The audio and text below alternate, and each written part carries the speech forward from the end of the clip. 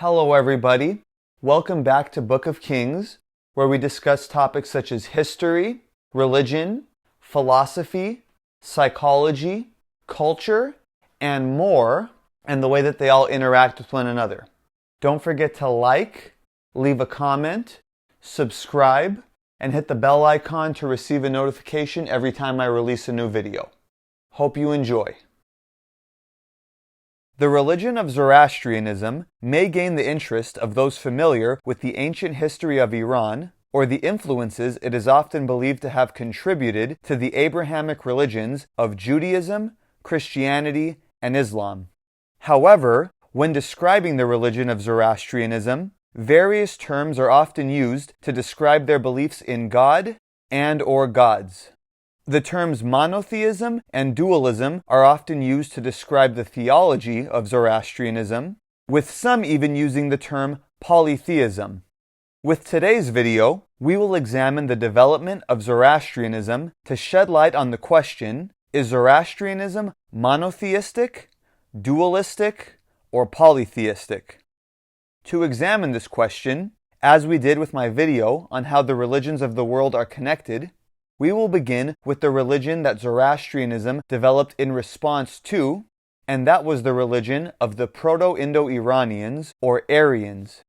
As we discussed in my previous videos regarding the religions of the world, the history of the Eurasian steppe, and the history of pre-Islamic Iran, the Proto-Indo-Iranians, or Aryans, were a people who originated in Central Asia and would migrate southward into the Iranian plateau and the Indian subcontinent, giving birth to the languages and cultures of the speakers of the current Indo-Iranian language family.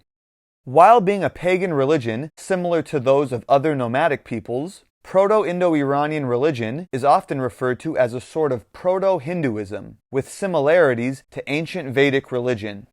With that being said, it may go without saying that Proto-Indo-Iranian religion was, of course, polytheistic. Now, it is in relation to this that we see the foundations of Zoroastrianism emerge. While Proto-Iranian religion took part in the worship of many deities, or devas, Zoroaster called on his followers to direct their worship to the god Ahura Mazda, often translated as Lord of Wisdom. The devas, on the other hand, were to be rejected. This message from Zoroaster was recorded in the sacred text known as the Gathas, believed to be composed by Zoroaster himself, and the content of these texts are commonly described as monotheistic. This devotion to Ahura Mazda can be witnessed during the era of the Achaemenid dynasty of the Persian Empire. Now, while the exact time period that Zoroaster lived is hotly debated, and dates can go as far back as 1700 BC, Zoroastrianism is first recorded in history during the Achaemenid era. It was during this period that we see inscriptions dedicated to Ahura Mazda, first and most notably within the Behistun inscription, written by Emperor Darius the Great. Now, it should be noted that while it is known that the Achaemenids were worshippers of Ahura Mazda, whether they were actually Zoroastrian is a matter which is debated by scholars. In addition to calls to worship Mazda and reject the devas, the Gathas also highlight how Ahura Mazda imbued creation with his spirit, known as Spenta Mainyu, or the Holy Spirit, and through this spirit imbued creation with certain attributes emanating from himself, 6 to be exact, those being Asha, often translated as truth, righteousness, or order, Vohumana, or good mind, Armaiti, commonly translated as humility, devotion, or piety, Kshatra Virya, or desirable dominion, Harvatat, or perfection, and Ameritat, or immortality. Remember these names, we'll come back to them later on. Now, while making reference to the Holy Spirit, or Spenta Mainyu, the Gathas do refer to quote-unquote twin spirits, those of better and worse. The better spirit would be equated with life, and the worse spirit would be equated with quote-unquote not life. The better spirit would be equated with Asha, or truth, while the worse spirit would be equated with druj, or lie. Zoroaster and his followers would choose to follow truth and the spirit of that which is better, and the Devas and their followers would choose to follow lie and the spirit of that which is worse. Now, while the core message of the Gathas revolves around the call to worship Ahura Mazda in opposition to the Devas, the Gathas do acknowledge the existence of other gods, i.e. the Devas, and therefore it may be argued that they do not advocate a strict form of monotheism as we understand it today, witnessed, for example, in religions such as Judaism or Islam, but instead possibly advocating a sort of monolatry, whereby the existence of other gods are acknowledged, however not worshipped. Additionally, the Gathas do include certain obscure statements alluding to potential calls to worship other Ahuras or lords, opening the door to the possibility that Zoroaster advocated for the worship of more than one god. However, the only Ahura mentioned by name in this text is Ahura Mazda. Now, while noting the highly monotheistic leanings of Zoroastrianism within the Gathas and during the Achaemenid period, we begin to see things evolve in a bit of a different direction during the later years of this dynasty. It was during the later years of the Achaemenid era, beginning during the reign of Artaxerxes II, that we begin to see inscriptions invoking the names of other deities, as well as statues depicting such deities. This pattern would continue following the conquest of the Persian Empire by Alexander the Great and into the Parthian era. This is correlated with an evolution of the theology within Zoroastrianism from that depicted in the Gathas.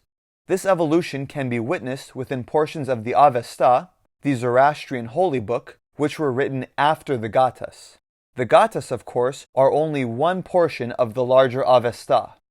These later sections of the Avesta, such as the Yasna and Vendidad, describe the worship and invocation of various different beings.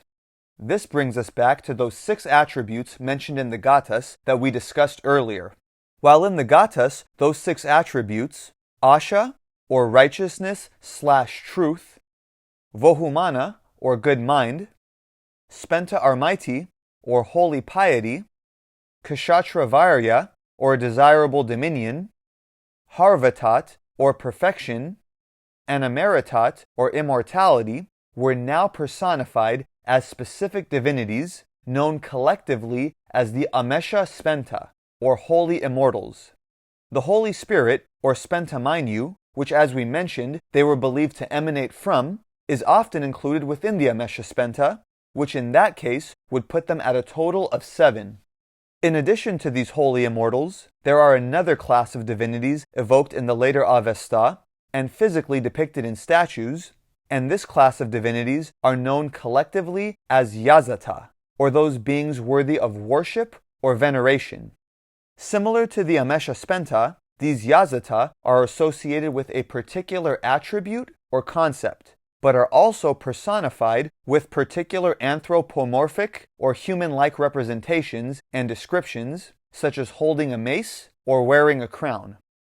Notable Yazata include Mithra, the divinity of oath or covenant, who is also the guardian of cattle, Sraosha or Sorush, the divinity personifying conscience or obedience, who is responsible for guiding souls to the afterlife upon death, Anahita, the divinity of waters, associated with fertility, and Rashnu, the divinity of justice. The presence of multiple personified divinities who are to be worshipped may lead one to label Zoroastrianism, at least during this period, as a polytheistic faith. Now, if you remember, in the Gathas, reference was made to twin spirits, one representing better and one representing worse. The better spirit can of course be equated with Spenta Mainyu, the Holy Spirit. It was during this later period that we see the development of a personified spirit opposing Spenta Mainyu, and that would be Angra Mainyu, the destructive spirit, also known as Ahriman. Angra Mainyu is the leader of the Devas, the purveyor of Druj, or the lie, with a capital L, and the source of all evil and destruction in the world. Angra Mainyu and the Devas will inevitably be defeated, with Ahura Mazda, the Amesha Spenta, the Yazata, and their followers standing victorious. But in the meantime, Angra Mainyu and his army of devas and demons would roam freely, causing death and destruction within the world. In time, Ahura Mazda and Spenta Mainyu would coalesce into one another, with Ahura Mazda himself, in essence, now taking the role of the opposite, opposing force to Angra Mainyu, therefore losing his transcendent position above the dual opposition between the two. He was now competing on equal terms with Angra Mainyu. Zoroastrian theology would now present that of an eternal struggle between a benevolent spirit and an evil spirit, with the benevolent deity, Ahura Mazda, presiding over a pantheon of benevolent Amesha Spenta and Yazata, and the evil anti-god of sorts, Angra Mainyu or Ahriman, presiding over a pantheon of malicious, destructive devas and demons. This would form the justification for descriptions of Zoroastrianism as being dualistic, and with the pantheon of divinities that are to be worshipped still remaining in effect, one may be led to describe Zoroastrianism, or at least this phase within its development, as dualistic and simultaneously polytheistic.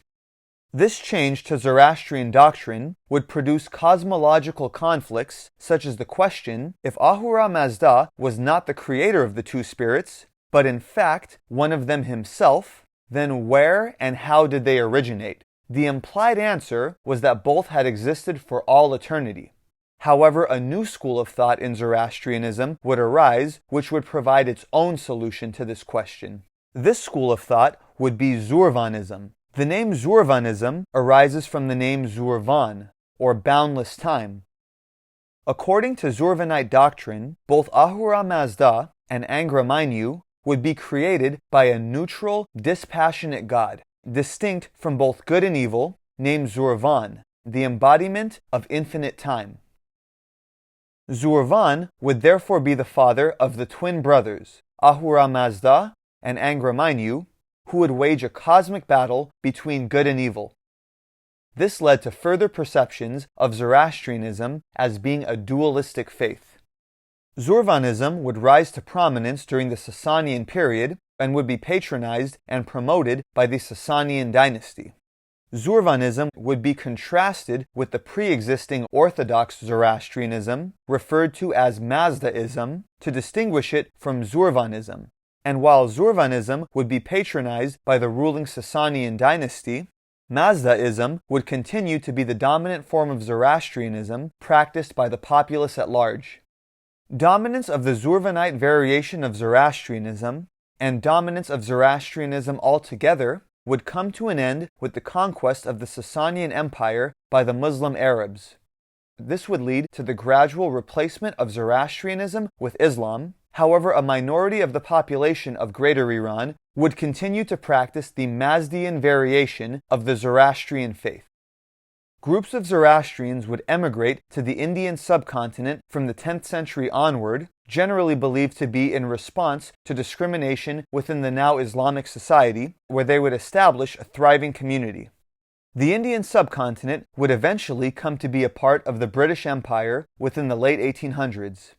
It was during this period that we would witness a major theological shift which would have an immense impact on defining Zoroastrian doctrine as it still exists to this day.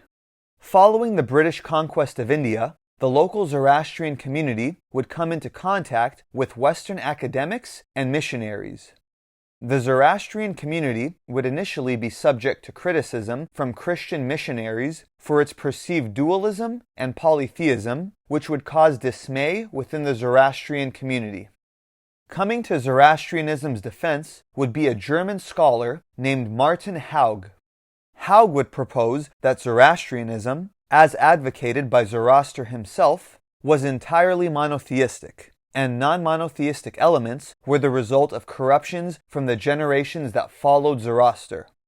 Per Haug's interpretation, Angra Mainyu was not the binary opposite of Ahura Mazda, but rather Angra Mainyu and Spenta Mainyu were both the creation of Ahura Mazda, and Angra Mainyu had chose to be evil per his own free will. Ahura Mazda was thus the source of both good and evil, and all other deities were reduced to the status of angels. This theory was gladly accepted by the Zoroastrian community as a defense against criticism from missionaries, and would go on to become so popular within the Zoroastrian community that it would become the near universally accepted doctrine to this day. But what do you think? Is the core foundation of Zoroastrianism monotheistic? Or does the presence of other divinities, like the Yazata, render the faith polytheistic? Are the Yazata merely angels? Or does their title of being worthy of worship render them as gods in their own right? And does the binary opposition between Ahura Mazda and Angra Mainyu render the faith dualistic? Or is this not all that different from the opposition within Christianity and Islam between God and the devil? Did Zoroaster's message in the Gathas call for the worship of Ahura Mazda alone? Or does the reference to other Ahuras indicate an endorsement of divinities to be worshipped in addition to Ahura Mazda? Was his message moving in the direction of greater monotheism in comparison to the Proto-Indo-Iranian religion of his time, yet stopping short of complete monotheism as we understand it today? Let me know your thoughts in the comment section. Hope you enjoyed. Talk to you next time. Thank you for watching. This has been another Book of Kings video. Don't forget to like, leave a comment, subscribe, and hit the bell icon to receive a notification every time I release a new video.